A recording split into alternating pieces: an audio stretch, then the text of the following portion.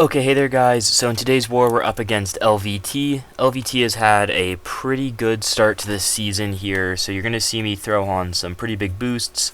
Finally getting to bring out this Guardian. I don't remember if I used him last season. I maybe used him like once or twice last season, but before last season started, my officer was like, hey, you have a Guardian, he's like tactic, he's going to be pretty good. Can you rank for him Sig 200? So I'm like, yep, Guardian's really cool, I like Guardian. They're like, yeah, we like how you use Guardian, and then I just never ended up getting him last season, if I'm remembering correctly. So this season I've actually gotten to use him a couple times, and this war I have a lot of Guardian fights, and boy is he fun. Yeah, he's alright. You'll see the type of damage he does. I get to use him a ton in the off season though, so I have a fair bit of practice with him, I feel like. So, as I said, LVT putting on some big boosts because I opened up like 2 or 3 of those Legends crystals like at the beginning of the event, and I got the 20% attack boost. So I'm like, well, LVT's doing well. I'm using Guardian, no suicides, so I'm just like, well, I'll take advantage of having the extra 5% attack, and it actually does come into a little bit of usefulness in 1 or 2 of the fights here. So I'm going to start off with Tactic Elsa on path 4. She's going to have that heal block on me the whole time. That's the big thing here.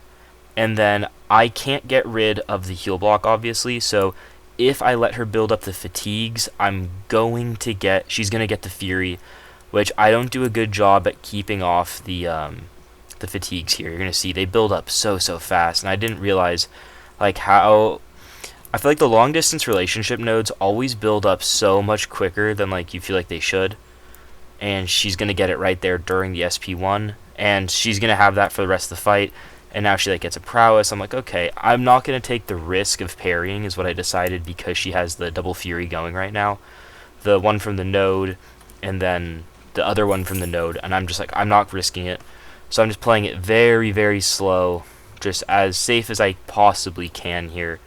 And I know as soon as I get up to SP2, this should kill her. I'm like, okay, what? I'm going to be at 6 charges.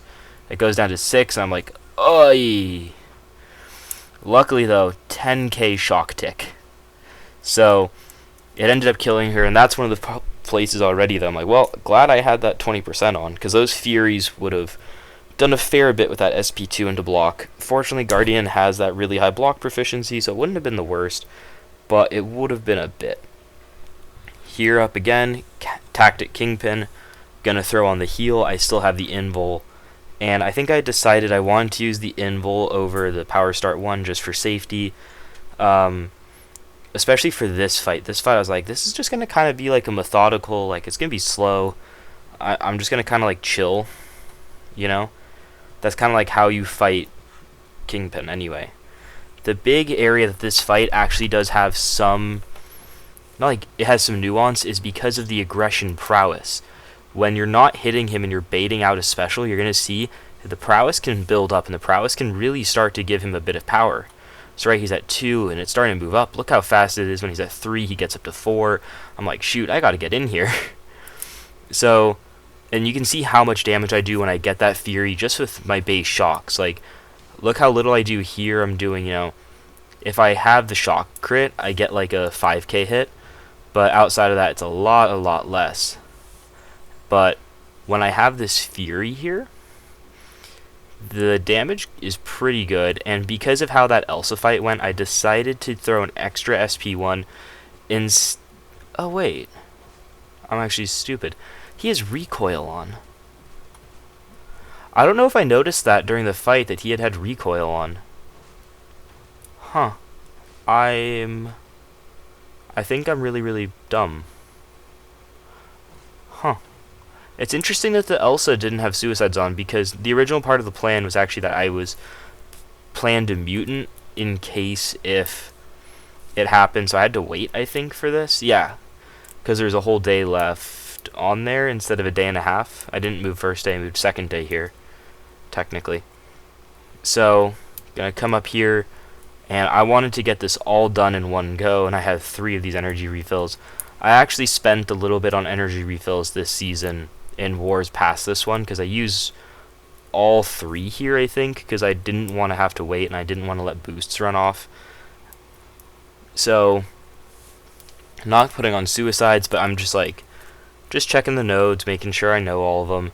So I'm going to be taking that Apocalypse with Guardian, which is another interesting fight, because there is one way that fight could go wrong. Definitely a way that can go wrong. So, again, this fight here itself, a fight I've done a lot now. Getting pretty comfortable with this fight. Spider-Ham is always a little bit of an odd champion. His animations are very, very weird, and they can sometimes just you can just misread them. Just things can happen with his animations. And yeah, look, so it's 2 heavies, and then you want to trigger your frenzy. It's 4 hits. Dang. 4 hits, and then you throw SP1, and if you notice, he's at 0 nonsense. I remember talking about that in a war or two ago, but I wanted to make sure I had the right pattern down. So yeah, it's 2 heavies into frenzy, into right as you get it, you go. And I think this is the war I'm talking about. Yeah, in a very, very important war, he actually throws his SP1, and because I don't have suicides, he's lasting a lot longer, and he actually taunts me, and so I have 3 debuffs on me, and I'm having to technically he's not unblockable because Moleman resists unblockable, and so it wasn't actually that big of an issue because I resist unblockable there, but it's definitely could be bad there. Again, that's just one of those fights. As I said, I'm really comfortable fighting Moleman, but fighting Spider-Ham. But Spider-Ham can always just be a little bit weird. He just has that weird little evade. His dashes and all of that are very, very quick and just odd. And it's always been one of those champions that's just you just know something can go wrong, and he can just clip you really randomly sometimes, it feels like. So for this Apocalypse here, it's just a very, very big fight. If I feel like I can get the parry there, I'm going to go for a parry or 2. But the way this fight goes wrong is if I get his debuffs on me. Other than that, right, I don't want to let the armor break go through. But as you can see, I'm starting to feel it here. I'm like, oh shoot. What's it called? Just his special takes a really, really long time, so that armor break can definitely build up. And right here, I'm trying to wait out the timer to let my armor come back up, because that's what gives me the power burn, which helps out this fight a lot. And right here, I'm like, okay, can I get back in fast? And I keep my armor up. I'm like, okay, 6, let's go. And class advantage, 10k a tick from the shock. Doesn't quite finish him off, but at this point, I know he's pretty much done. I have my armor up from the node, or from the global tactic. So I felt pretty confident because I have all that physical resistance there and everything like that going for me. So I just punish him, the 1 punish. If it messed up, it wasn't going to kill me there. So went in for it, slapping on my skill boosts, going into a spot now. Spot here with the Fury. Did I take this spot before? Was that the GT40 war? I don't remember right now. But, even though I just recorded that, kind of sad I don't remember. But so for this fight, it's pretty much that basic spot fight. The same thing I was talking about before, where it's I like the Power Start 1, and I like all that stuff because I want to avoid him getting spots if I can. And right here, he's just being very difficult with the reparry, so I decide I'm just going to use my Unstoppable to heavy him. I cheat the intercept, and with that Fury, I get a lot of damage off. Another Unstoppable, my bleeds are gone, but that doesn't matter. I'm going to keep the Fury. And right there, if you saw it, is what I was talking about. He gets up to the 4, and it says Untouchable approaching. I got so panicked that he was going to phase out a hit me, and get SP3 off. So LVT had been having a very, very good start to the season.